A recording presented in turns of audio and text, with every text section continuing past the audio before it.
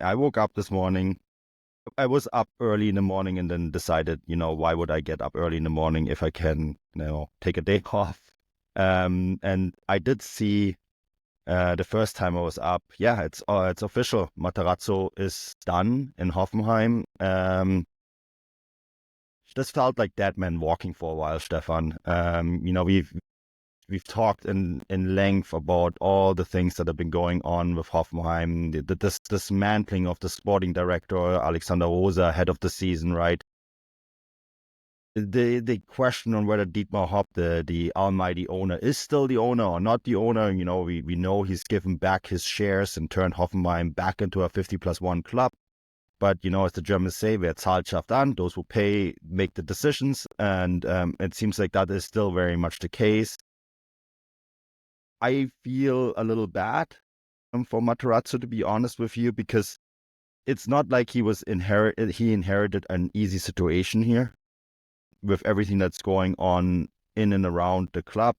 A 0-0 draw against Augsburg isn't necessarily the most horrible result either. I know that they're sitting just above the relegation zone, but then you have on the flip side of that, their performances in the Europa League that have been quite consistent, right? And then on top of that, I think what I really think is something that you have to hold up here as well, that Matarazzo has really done a good job in integrating young players. Tim Bischoff comes to mind, Morstad is another one, Tu Honshu is another player who's really made big strides. So you see all of that, but then you see him really, really trying hard on making the best of a really bad situation. I think too, and this is something that we've mentioned on this podcast a few times, even the Europa League game against Lyon, where they gave away a result late and then came back to actually draw, right? Which was an insane match. But there's just no one in the stadium anymore. It just feels like the energy is just sapped out. Excuse the pan with the SAP owners. It's sapped out of the building, out of the stadium, out of the entire club, and it's just, I don't know. I don't think Matarazzo had a chance winning here. Yeah, it's as you said, he's kind of been a dead man walking for some time now. He's been, it's almost kind of been a role that has really been a real thankless task for Matarazzo. A lot of people remember him from his time at Stuttgart in the Bundesliga. He's a head coach with plenty of pedigree in this league.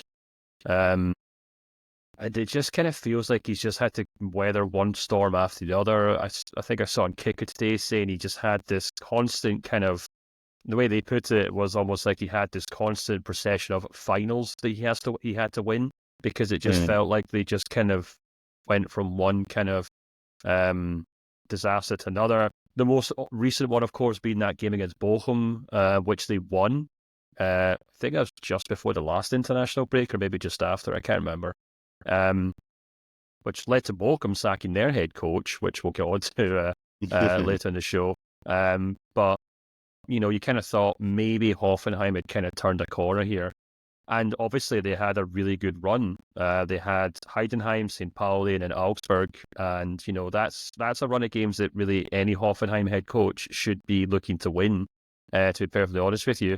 But they didn't. They drew 0-0 with Hoffenheim. They lost 2-0 to St. Pauli at home. And then on Sunday, they drew 0-0 against Augsburg. That was a game that I watched. It's a game that I regret watching because it was absolutely dreadful. I was literally on my couch watching it and I fell asleep twice. That's how boring it was.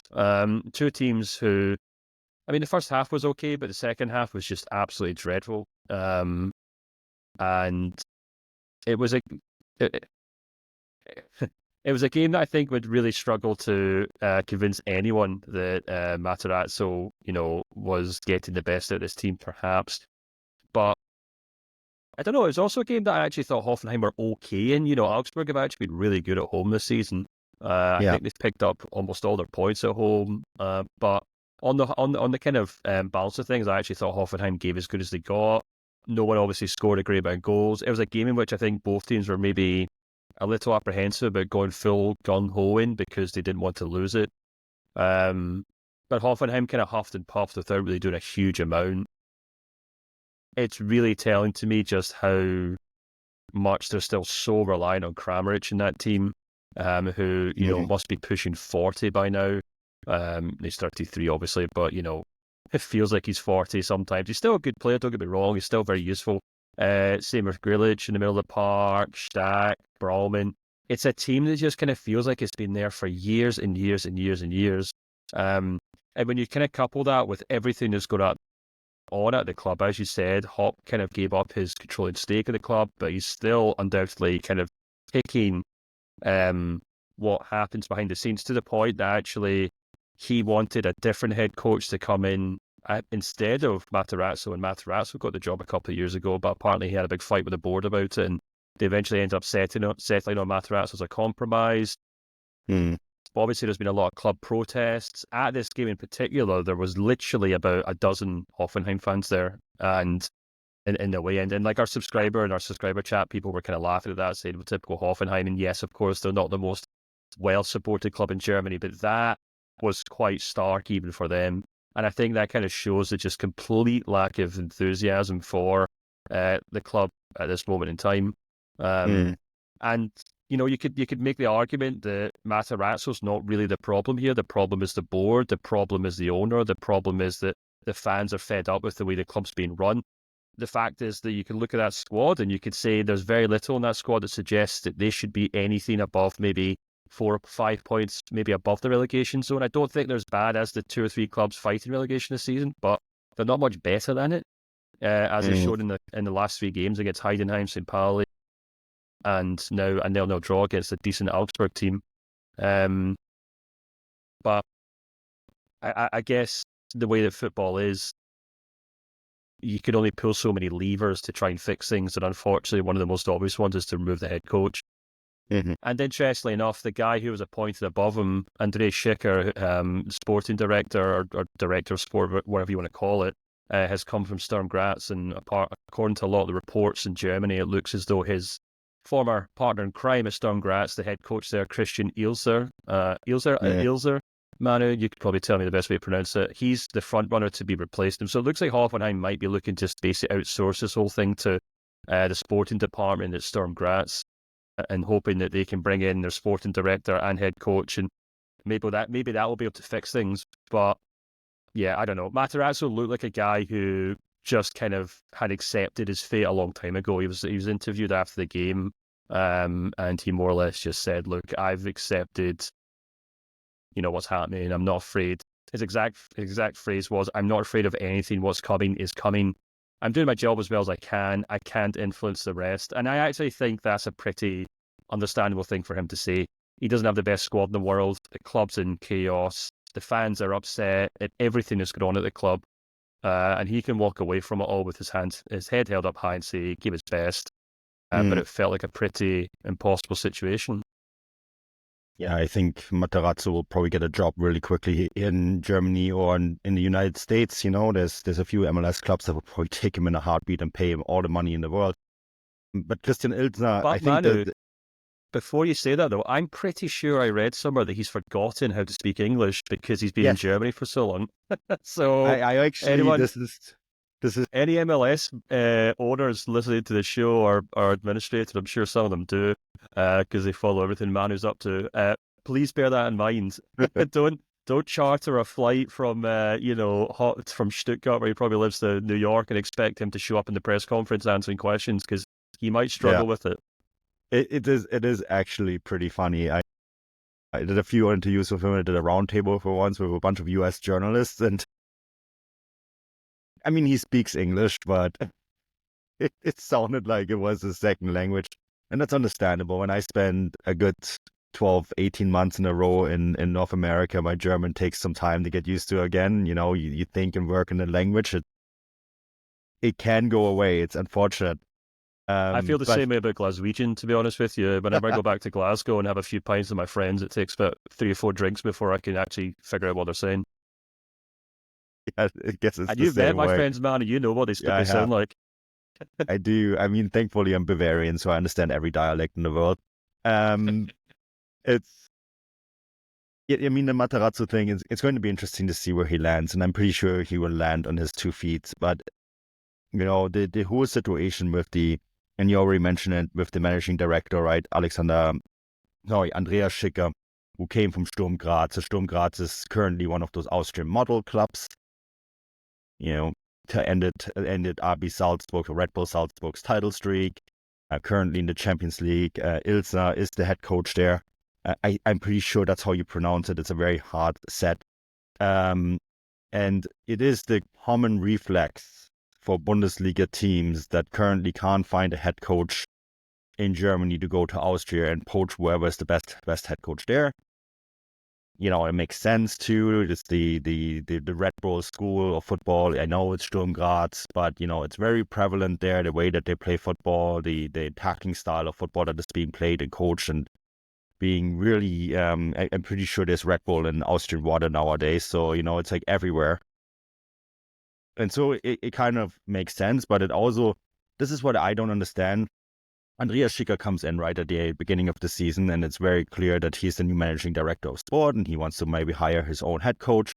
And so he puts Pellegrino Matarazzo on life support, which is, I personally still think is an incredibly unfair situation, because it also just feels unprofessional. And I mean, we see this, this is not a Hoffenheim specific thing. It's not even a football specific thing. You see this across all different sports, and where a new decision maker comes in, and they obviously want to take the team into a new direction. They put together a team. One of the reports that I read is Pellegrino Matarazzo had no influence in putting together this team.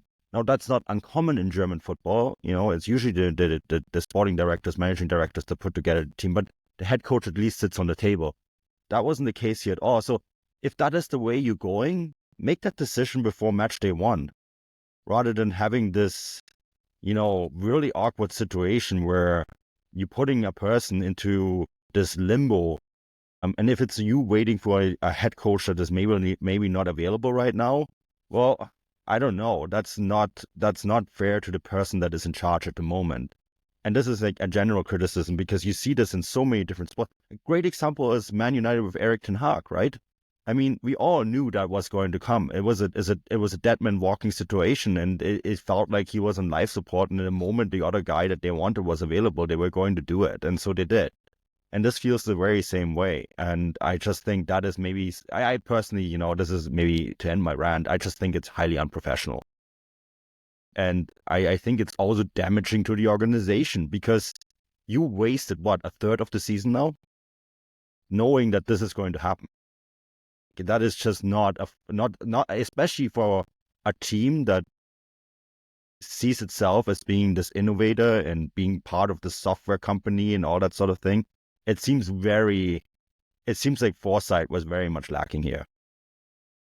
Yeah, exactly. I mean, you only also have to go through the amount of players that they've sold in recent years, really good players as well, who've, either gone on to bigger things in the Premier League or in the Bundesliga, or even just very solid Bundesliga players that they would be screaming out for right now. In the last 5 years alone, I've just gone through their transfer page on Transfermarkt, and, Vincenzo Grifo, Joelinton went off to Newcastle, Gregor Kobel, Leonardo Bittencourt. I know Bittencourt's not a world beater, obviously, but he's a very, very handy player for Werder Bremen.